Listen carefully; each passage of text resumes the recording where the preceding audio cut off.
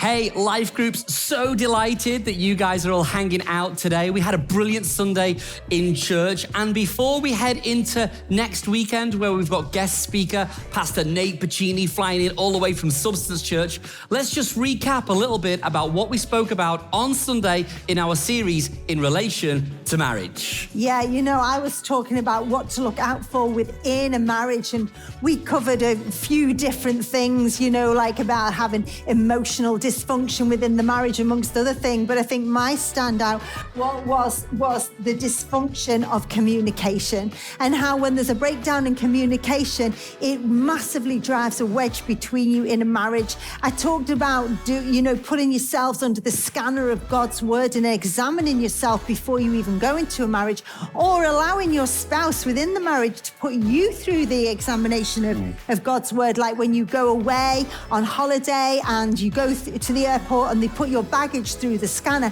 because they want to know you have nothing concealed that is going to be offensive towards the other passengers that you're traveling with. And so when you enter into a marriage, the skeletons in the closet enter into the marriage also. So you've got to be able to have clear communication between you to get those things out. We also mentioned that silence is a siren. It's not actually silence. And so you have got to address it. You've got to be able to be there. Just go and put your arms around that person. Just love on them, apologize to them, whatever you need to do. But silence is a siren, so don't allow it to go on. You need to address it.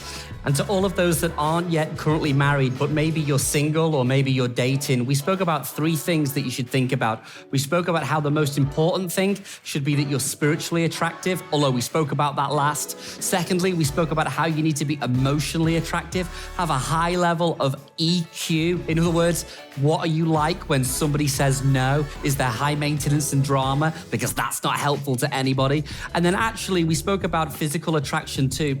But if I just hone in specifically about spiritually attractiveness, one of the things that I would say is make sure if you want to live a life that's spiritually attractive, you're a big worshiper. Crikey, there was a whole book in the Bible designated to the way in which we should worship and worship to our God. And this is how we see it for a Sunday. Should be loud, excitable, exuberant, with cymbals and with stringed instruments and with clapping of hands and applause and raising of our hands into the air, just because we're thankful to all that God has done for us. So make sure in your worship, you are living a spiritually attractive life. Now, have an amazing night at Life Group, and maybe you can start off with this conversation. Out of the 6 things that we spoke about on Sunday, what was it that you were most challenged by?